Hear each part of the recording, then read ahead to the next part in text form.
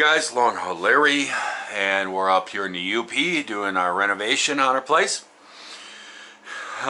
We have our bath set here. The bathtub has been set, plumbing has been all laid in.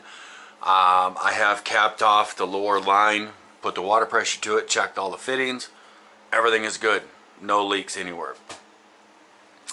So now we're putting up our cement board because we are going to be tiling this entire area. So I'm putting up cement board, and I thought I would show you guys how to put this up and also how to seal it so you get a waterproof bath. Because a lot of times what happens is you put up tile and everything and you grout it and you may get a little leak here and there. It's not unheard of. And you may get a little bit of a pit hole or something that some water gets into and stuff. And then it starts getting behind it, starts working its way into the boards, starts getting all the wood wet, it swells, pushes out the tile. You may see a tile bulging or something, and that's how you get your floor rotting and the joists and everything. I have replaced all of this floor in here. We have a solid foundation. I want to make sure that it stays that way forever. I never have to worry about leaks and something rotting again.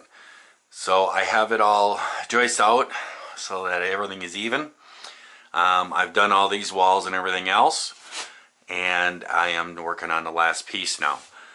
This is going to be a kind of a touchy piece because I got the pipe, I got the valve I got to go around, and I got the shower fitting. But the first piece, we won't have the shower fitting. The first piece will end up be right about here. But it will go around the bathtub just like that. We're going to be putting in a shower door in here because I like shower doors, hate shower curtains. And so it will be there, but a lot of times when you get on and out of the bathtub and stuff, if you haven't ever noticed, there's always water right on the edges of the bathtub, and that's why I'm continuing the tile out. It's about 3 inches out past the tub and everything. And that way it'll be all sealed and everything, and it'll be linoleum up to it, and we'll have a nice caulk going down there to seal that up, and so no water can get into the floor. So we'd never have a problem with rotting floor again. But I have measured it all up, drawn it out. That's a very sophisticated drawing. Got our measurements of what we need and everything. And I'm going to be showing how to cut cement board. We're using a 1/2 inch cement board. The tiles we're putting up are pretty heavy. And so I put up, you can get this stuff in 1/4 or 1/2 inch. Basically, it's just like it said, it's cement board. And but it has like a fiber tape in it laid into it and everything for reinforcement. And to cut this stuff, you can't, it's not like drywall where you take a knife and score it and then just break it. You actually have to cut this stuff. The 1/4 inch stuff, you can kind of do that once in a while. You can do that, but you want to use like a circular saw, jigsaw, stuff like that. And when you're using a circular saw, you have to change out your blade. You can't use a regular, you're gonna wreck it. You gotta remember, you're cutting through cement. Okay, it's very thin cement, but it is still cement, and it's very dusty and stuff is gonna fly. But you need to have yourself a special tip right here. This is made for cutting masonry, cement stuff, and everything else. And it's got carbide teeth. Just make sure you put them in the right direction so that they actually cut. Because if you flip it around, the actual face of this saw blade is on the other side. If you face it around like, oh, that's the way it goes, the face is out, it won't actually cut. It'll just burn through the stuff. That's the way it goes. And so then I got my first line. This is going to be my width here of the entire board. Got it marked out, and I'll cut this one out. The one thing about this stuff, you are cutting through cement. So if there's a lot of dust, it actually has a really kind of weird smell to it when you do it. And a lot of stuff's going to fly. So you got to make sure you wear safety glasses when you're cutting this stuff. And I'm trying to do this. Tracy actually went to get us, there's a barbecue place in town, really good.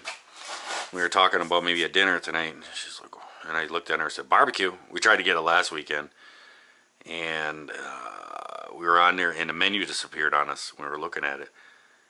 And I called them up, and I'm like, what's going on in your menu? We're out of food. So it's a really good place. A little small place. They got really good barbecue. So basically, it's just like it's cutting like drywall or cutting like plywood or something, but there's a lot of little rocks and a lot of dust. Let's get to it.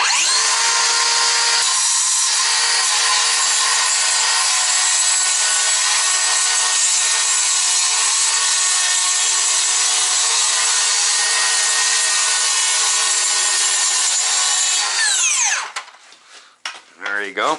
You can see all the dust.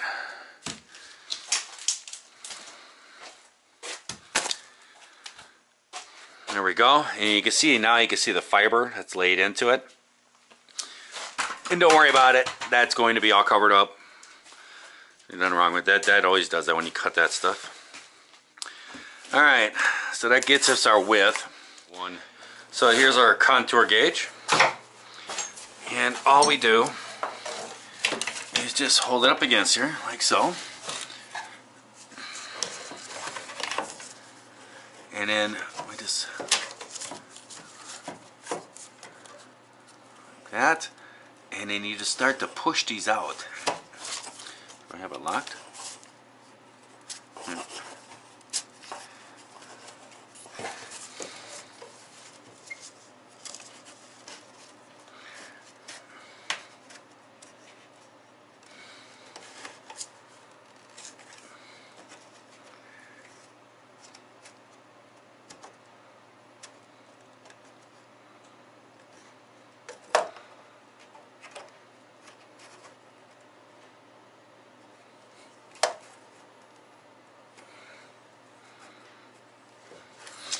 There we go. That gives us our contour that we need to trace onto our piece. So I just trace it on there and then I'll be able to cut it out with the jigsaw.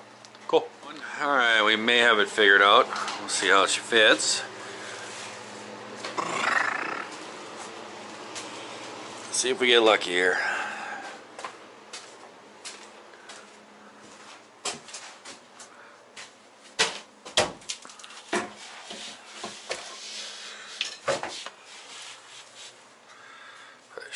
Level there.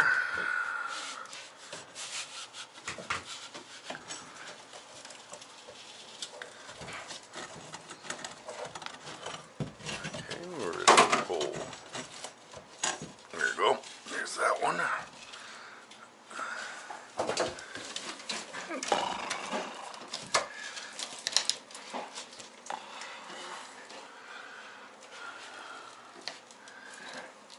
Oh, it's just so close.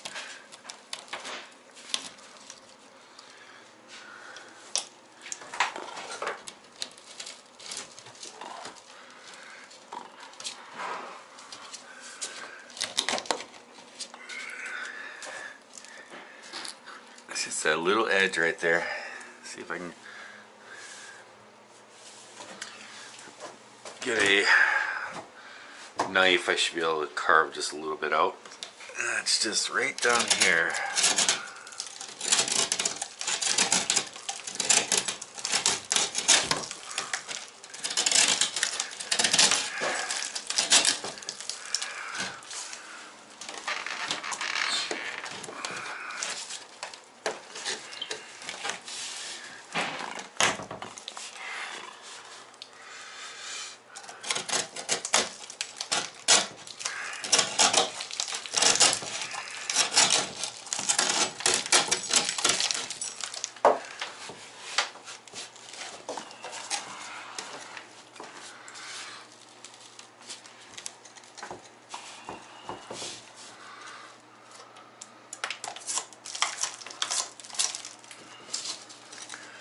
Otherwise than that, it fit really good. See our contour? Well, it worked out. Not bad. Now these go in. I should have marked it. Oh well. I'll just have to do some guessing with a special screw. These are a cement board screw. And they have a bigger, wider, flatter head on them.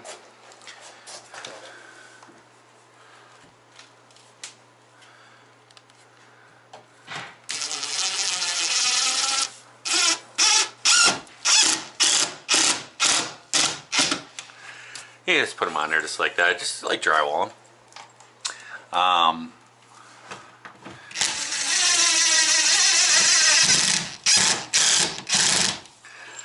They don't need to, when you put them in, they don't need to be perfectly flat or sunken in, or, you know, like on a drywall where they could be dimpled or something like that.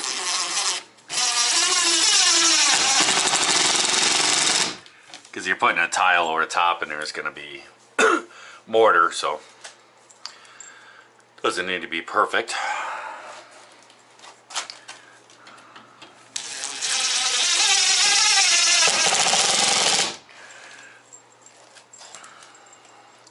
But you want to have them about every foot.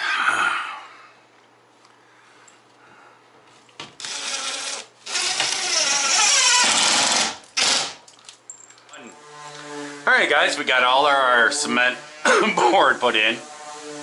And now we need to tape all the seams off. It's kind of just like, hang on a sec.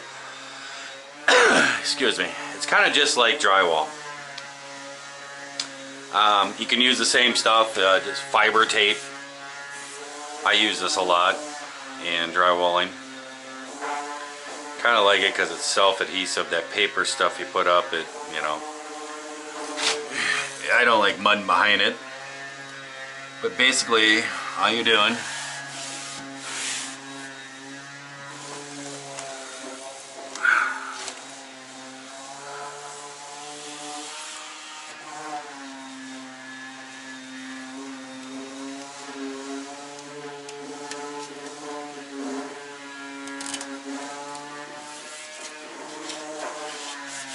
just like that. And we're going to put it over all the seams.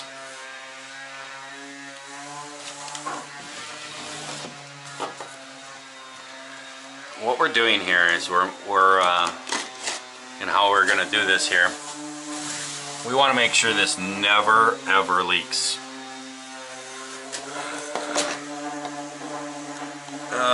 Fiber tape's not the best corner tape, but you can make it work in a pinch.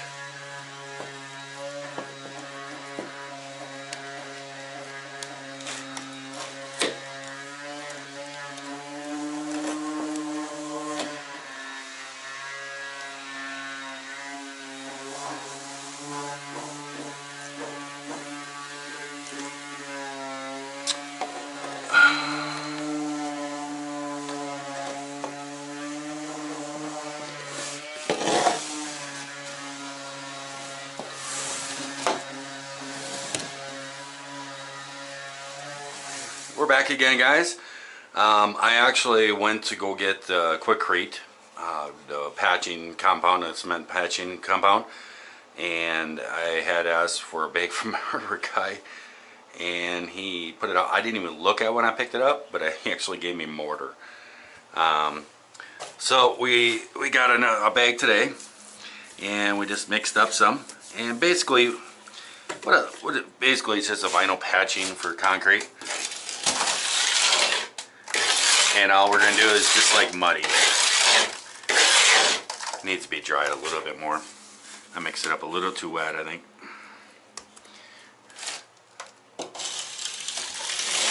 But that's all we're doing, just like that. And you can see I have it all taped and everything, duct taped down there, so that the excess can all fall into there and doesn't damage anything.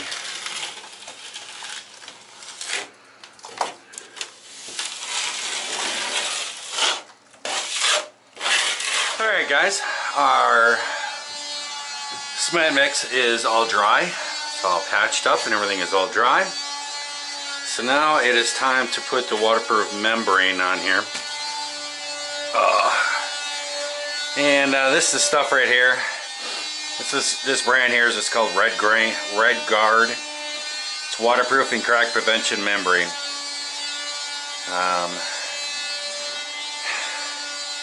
And you can use this, it says on here, shower pan liner.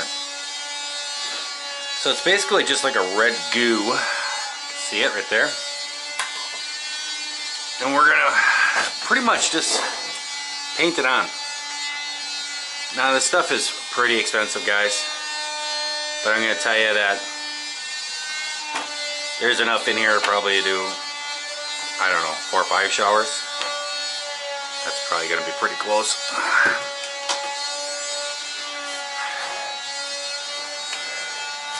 And we're gonna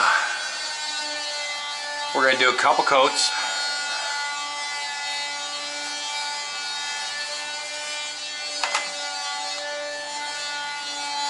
I'm gonna do all the corners first, and then I'm gonna use a roller to come back and roll out the whole thing.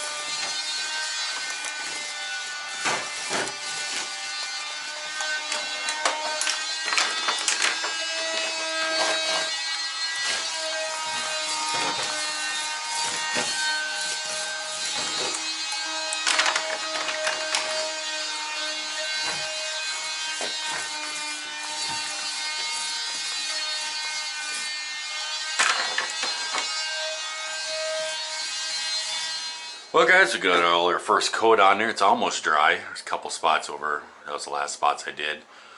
You can see when it dries, sorry. You can see when it dries that it turns red. I guess the name on it's Red Guard. It's pink when you put it on, but red when it dries.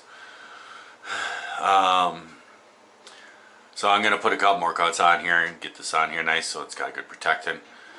Any water that gets through the tile, gets in the grout, just go right down, and you saw those little grooves in the tub, it'll just wash right back into the tub, down the drain. So I'm going to get going on that, put just some more coats on there. Will tell you guys this stuff has a pretty good odor to it, so make sure you have an open window, probably wear a mask for it. I'm having to do that because of my breathing. So, just pretty strong stuff. I never used this stuff before, this Red Guard. But I'll show you other things I got done. I got this built, this cabinet here. Got this built around the water heater. And just waiting for the drywall to dry. Maybe tomorrow, and do some quick sanding around there. This has already been primed and everything, so we'll just sand this down by hand, and then just roller prime it, and that'll be this room be ready to paint. And then tomorrow we'll be putting tile up on there and get that all tiled and let that sit for a couple days while I work on other projects, and then come back and grout it, fix up the shower, pull the toilet back up, drop the sink on here on the cabinet, hook up the rest of the plumbing, pull the toilet back up, put the linoleum down, and this room's done pretty much. Some trim, but it's coming along. With the water heaters all in there. Well guys, I think my camera cut out on the video footage, but I was saying goodbye. Well, we got this all put in here. It's all ready to go. I've actually sanded, just need a little bit more mud right there. I'm just got the heater over here trying to dry this out in the corner and everything so I can finish it and prime it and start painting this room. I'm almost ready to fire up that hot water heater. But this was kind of cool. Tracy got this off a marketplace, brand spanking new, 25 bucks. And nice. I custom fit that, so it's going to sit right on there, really nice. And I got it made so it sits right in there. This room is not straight at all. You can see the cabinet. See how it's 3/4 of an inch there, tight over there. It's gonna have a bit of a gap. I got it kind of customized fit in there so the back wall is straight. I had to cut off the bottom and the cabinet in the bottom to make it sit in there right. But it's in there now. But it's gonna have about a 1/4 inch gap over here on the thing, and it's tight over there. It's the best I can do, and then it'll be even with that. It's working though. You know, rooms are just not square here. There we go. So I'm gonna let you guys go. I hope that everyone out there is having themselves a great day, great night as they watch this here video. And if you're not, we'll certainly try that all over again tomorrow. Bye.